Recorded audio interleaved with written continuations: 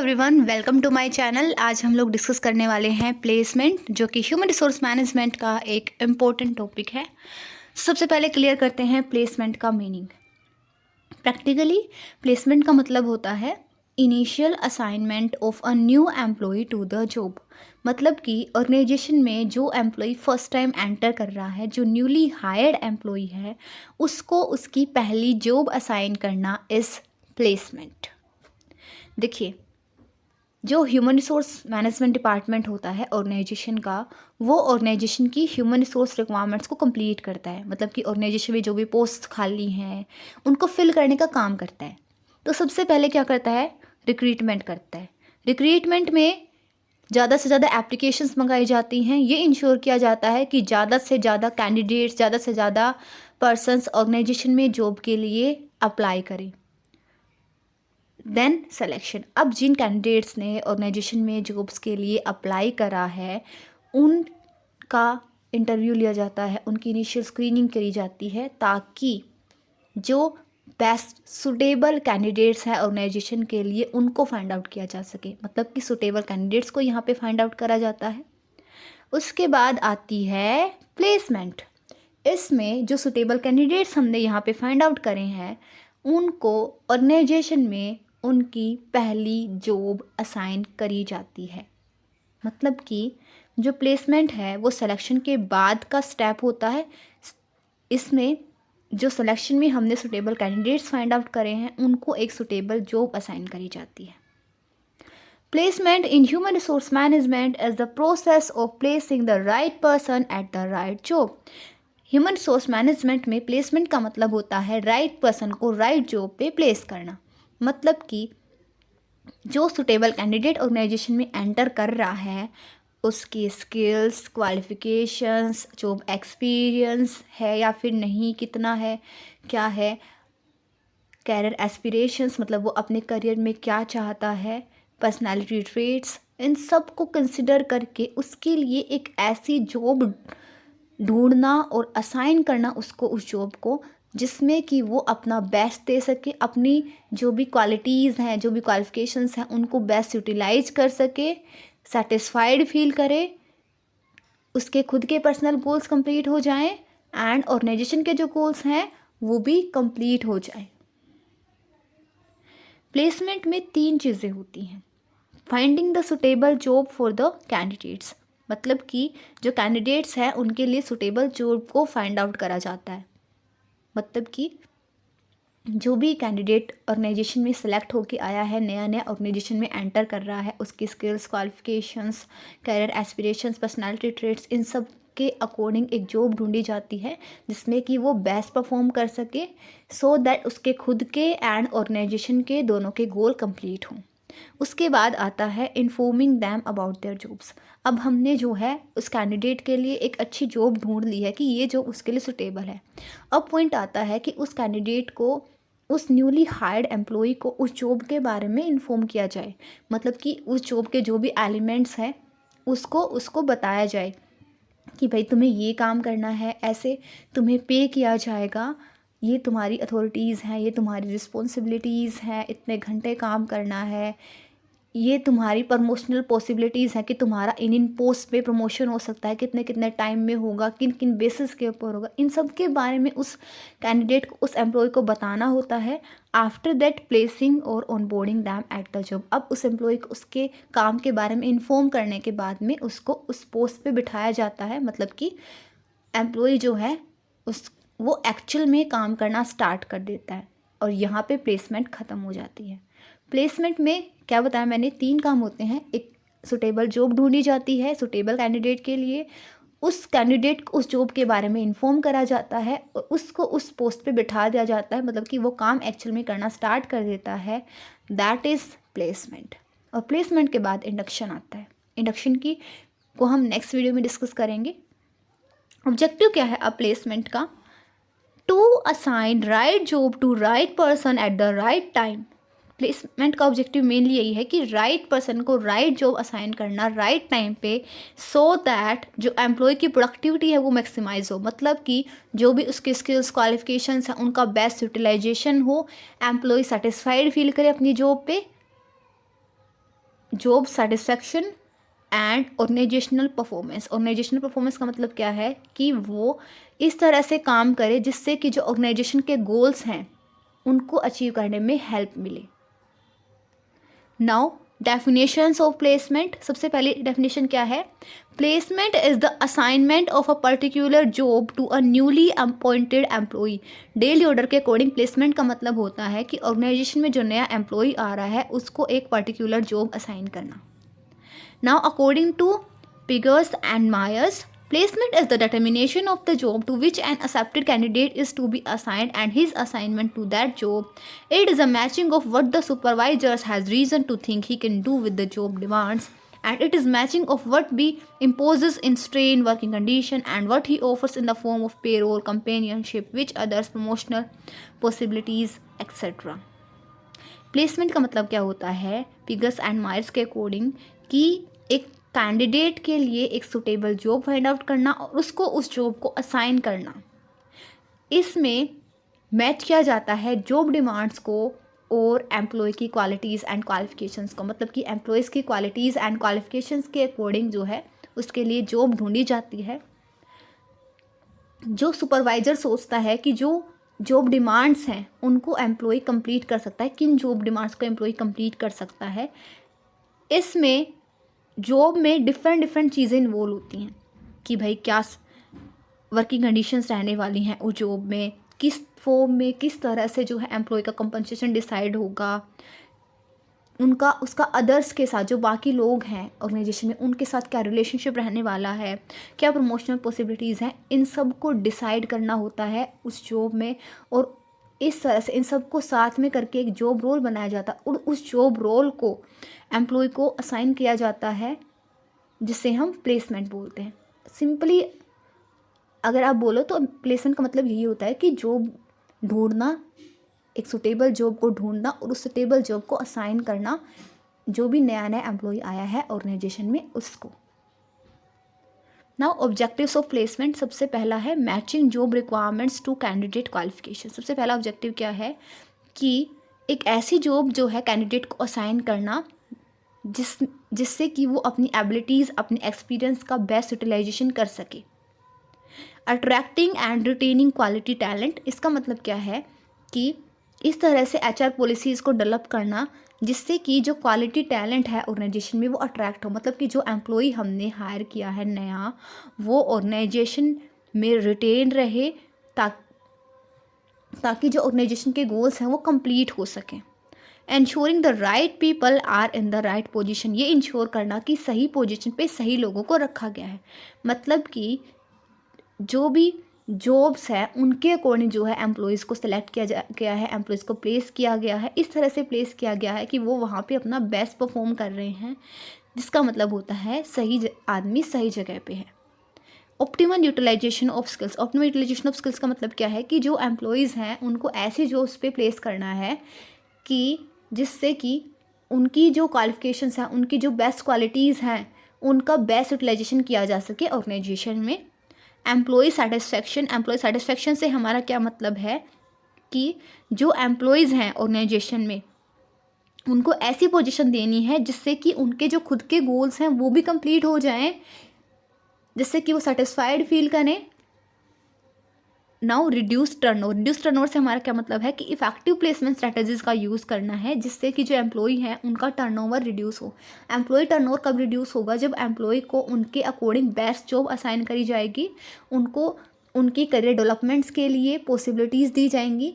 अब एम्प्लॉय की career development हो रही है, वो अच्छे से परफॉर्म कर पा रहा है, इससे क्या होगा? उसका सेटिस्फेक्शन इंक्रीज़ होगा, वो ऑर्गेनाइजेशन से पर्सनली अटैच्ड फील करेगा और अटैच फील करेगा मतलब कि वो ऑर्गेनाइजेशन को छोड़ के जाने की नहीं सोचेगा, जिससे कि टर्नओवर रिड्यूस होगा। Now process of placement. सबसे पहला होता है क्रिएटिंग जॉब फैमिलीज़।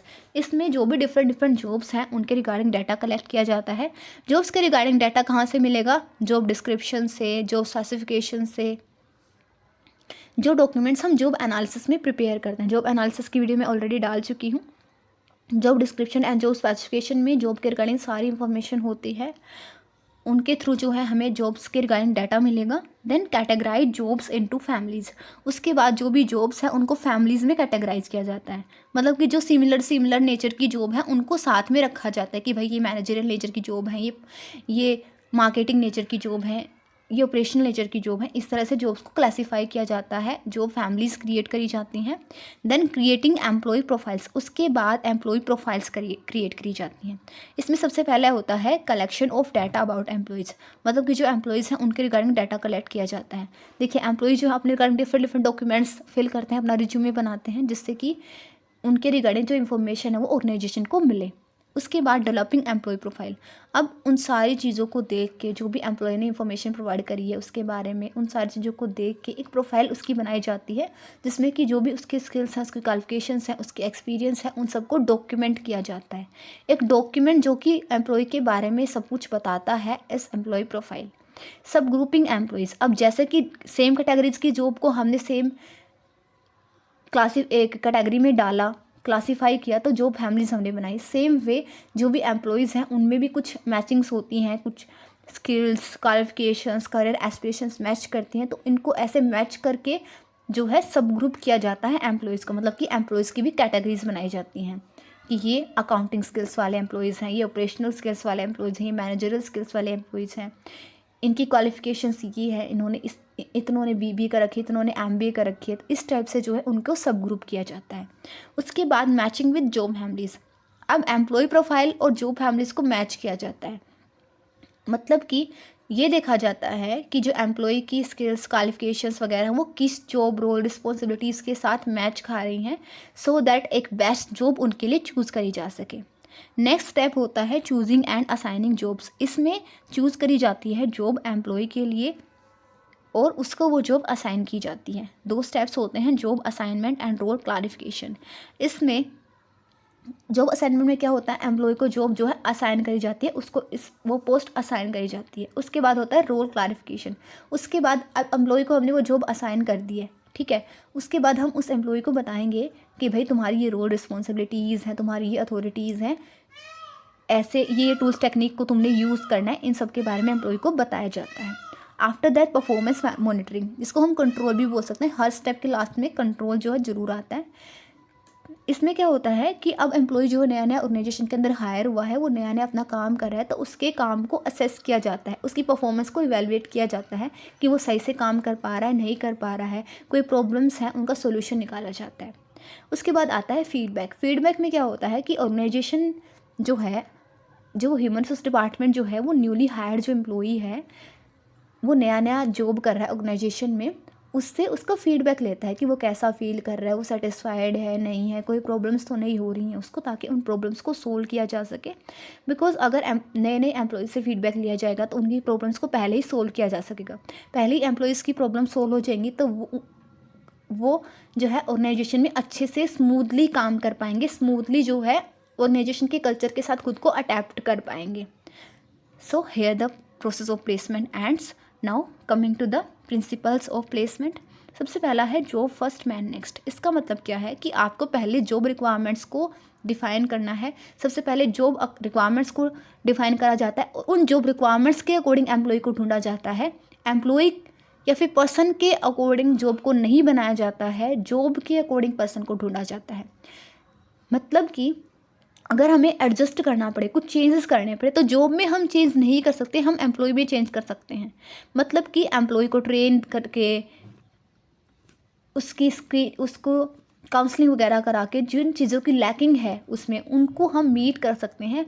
हम उस जॉब से उस रिक्वायरमेंट्स, जॉब की जो रिक्वायरमेंट्स हैं उनको नहीं हटा सकते। मतलब कि जॉब को एडजस्ट नहीं किया जा सकता है, एम्प्लॉय को एडजस्ट किया जा सकता है।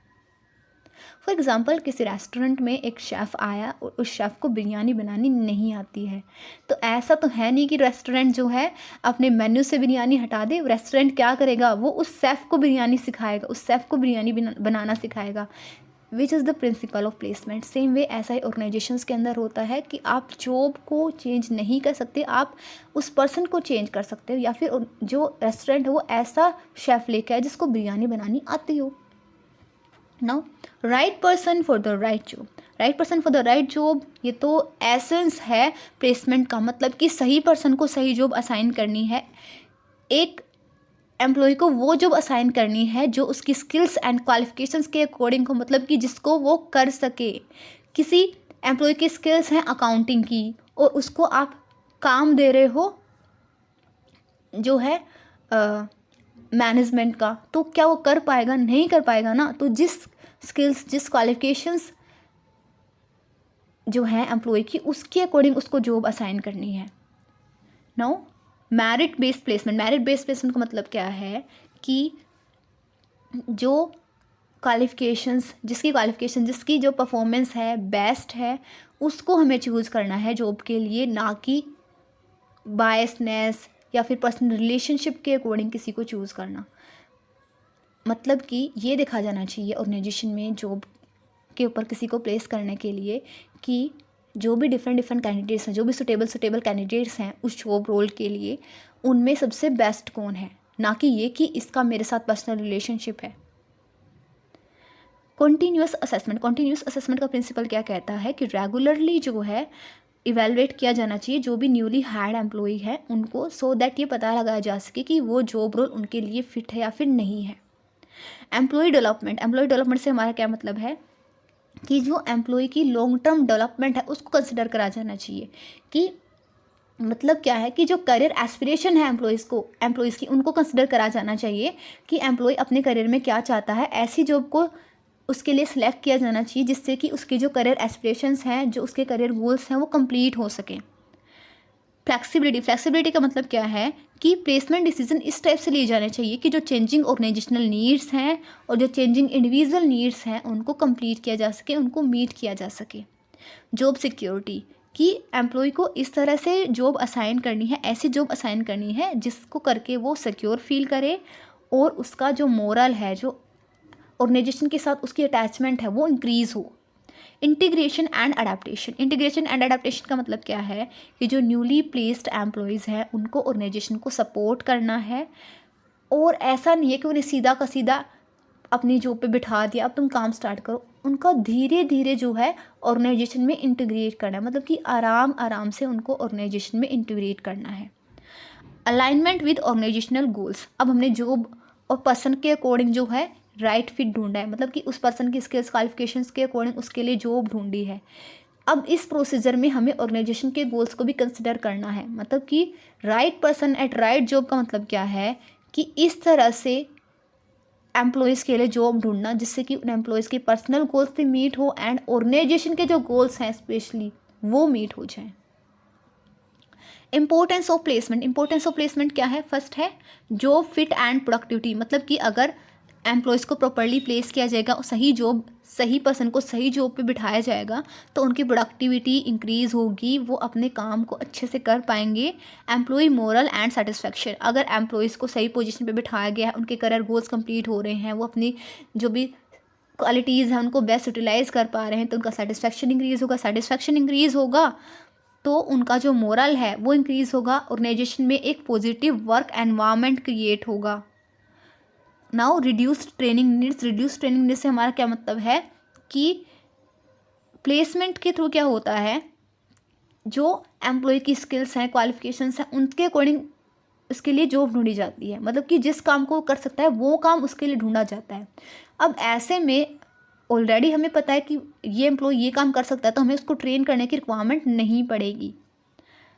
करियर डेवलपमेंट से हमारा क्या मतलब है कि इफ़ेक्टिव जो प्लेसमेंट होती है उसमें ये इंश्योर किया जाता है कि जो एम्प्लॉय की करियर एस्पिरेशंस हैं, जो एम्प्लॉय के करियर गोल्स हैं, उनको कंप्लीट किया जा सकता है।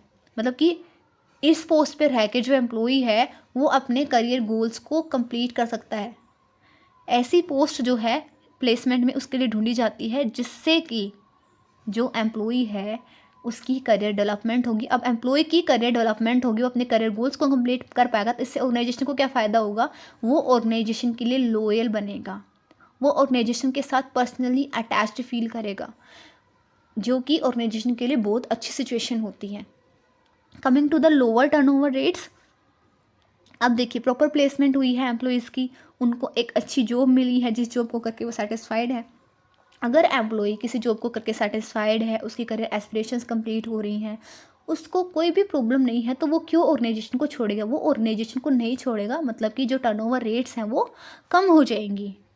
ऑर्गेनाइजेशनल एफिशिएंसी, जब एम्प्लॉयज़ करेक्टली ऑर्गेनाइजेशन के अंदर प्लेस होते हैं, वो अच्छे से स्मूथली एफिशिएंटली अपना काम करते हैं, अपनी स्किल्स को बेस्ट यूटिलाइज कर पा रहे हैं, सेटिस्फाइड हैं, पॉजिटिव वर्क एनवायरनमेंट ऑर्गेनाइजेशन में बन रहा है, इसका मतलब क्या है कि ऑर्गेनाइजेशन जो है वो एफिशिएंटली काम कर रहा है। Coming to the problems of placement, mismatch of skills. कई बार क्या होता है कि जो एम्प्लॉयज़ होते हैं उनको गलत जॉब्स पे बिठा दिया जाता है। एम्प्लॉयज़ की स्किल्स एंड क्वालिफिकेशन है अकाउंटिंग की जॉब करने की, और उसको बिठाया जा रहा है एक मैनेजमेंट की जॉब पे, तो गलती हो गई ना। तो ये प्रॉब्लम हो सकती है प्लेसमेंट में। Now lack of clear job description, कई बार क्लियर जॉब डिस्क्रिप्शन नहीं होता है। देखिए, सबसे पहली बात तो जॉब के अंदर कुछ एलिमेंट्स ऐसे होते हैं जिनको हम डॉक्यूमेंट नहीं कर सकते हैं, कुछ चीज़ें ऐसी होती हैं जिनको आप नहीं लिख सकते हो। दूसरी चीज़, कई बार जो जॉब है, जो रोल है, उसमें क्या काम करना है, उसमें कन्फ्यूजन होता है कि इस जॉब पे काम क्या है, तो आप को पता ही नहीं है कि उस जॉब पे क्या काम है, उसके सारे एलिमेंट्स को आप डिस्क्राइब ही नहीं कर सकते हो। ऐसे सिचुएशन में आप कैसे एक सुटेबल कैंडिडेट को ढूंढोगे? तो ये एक बड़ी प्रॉब्लम होती है, lack of clear job description. Biasness and favouritism, ये सब जगह होता है। मतलब कि प्लेसमेंट डिसीजंस क्या होते हैं, कई बार इन्फ्लुएंस हो जाते हैं biasness rather than merit based placement का प्रिंसिपल हमने पढ़ा था कि जो बेस्ट है उसको हमें जॉब देनी है। लेकिन कई बार ऑर्गेनाइजेशन में क्या होता है कि पर्सनल रिलेशनशिप की वजह से जो है प्लेसमेंट स्पेशलिस्ट, जो ह्यूमन रिसोर्स डिपार्टमेंट मैनेजर्स जो होते हैं, वो जो है बायसनेस दिखाते हैं, फेवरटिज्म करते हैं, वो अपनी पसंद के कैंडिडेट्स को जॉब्स पे बिठा देते हैं, ना कि जो उन जॉब के लिए बेस्ट है। इनएडिक्वेट असेसमेंट, इसका मतलब क्या है, कई बार जो एम्प्लॉय है उसकी स्किल्स, उसकी क्वालिफिकेशन या फिर जो जॉब रिक्वायरमेंट्स हैं उनको सही से असेस नहीं किया जाता है। मतलब कि ऊपर ऊपर से मोटा मोटा देख लिया, भाई ये क्वालिफिकेशन है, ये उसका एक्सपीरियंस है, और ऐसे ही कोई जॉब असाइन कर देना, ये भी प्रॉब्लम रहती है। हमें अच्छे से क्लियरली सारे के सारे फैक्टर्स को एनालाइज करना चाहिए। रेजिस्टेंस टू चेंज का मतलब क्या होता है, कई बार क्या होता है, एम्प्लॉय जो है नई प्लेसमेंट्स को रजिस्ट कर देता है। बहुत सारे रीज़न इसके हो सकते हैं, क्या पता ऑर्गेनाइजेशन के अकॉर्डिंग वो उस काम के लिए फिट हो, लेकिन एम्प्लॉय जो वो कुछ और चाहता हो, वो किसी और काम को करना चाहता हो, तो रेजिस्टेंस हो सकता है। लिमिटेड ग्रोथ अपॉर्चुनिटीज़, कई बार एम्प्लॉयज़ को ऐसी अपॉर्चुनिटीज़ दे दी जाती हैं, ऐसी जॉब दे दी जाती हैं जहाँ पे उनके डेवलपमेंट के जो चांसेस हैं, मतलब कि उनके प्रमोशन के, उनके स्किल्स में इम्प्रूवमेंट के, एक्सपीरियंस के चांसेस बहुत कम होते हैं। तो ऐसे सिचुएशन में जो एम्प्लॉई है, अगर वो उस जॉब को एक्सेप्ट कर लेता है, तो उस काम को अगर वो कर रहा है तो उसको बहुत ज़्यादा डीमोटिवेटेड फील होता है, जो कि ऑर्गेनाइजेशन के लिए बहुत ख़राब सिचुएशन है। बिकॉज इससे जो वर्क एनवायरनमेंट है वो बैड वर्क एनवायरनमेंट क्रिएट होता है, अनहैप्पी वर्क एनवायरनमेंट क्रिएट होता है ऑर्गेनाइजेशन में, एंड एम्प्लॉय जो है वो कुछ टाइम के बाद ऑर्गेनाइजेशन को छोड़ भी देता है, जिससे कि जो रिटेंशन रेट है वो लोअर होती है और एम्प्लॉय टर्नओवर जो है वो हाई हो जाता है। एम्प्लॉय टर्नओवर बहुत बुरी कंडीशन होती है किसी भी ऑर्गेनाइजेशन के लिए। So thank you all. Thank you for watching my video. If you like the video, don't forget to like, subscribe and comment on my channel. Next video में हम लोग डिस्कस करने वाले हैं इंडक्शन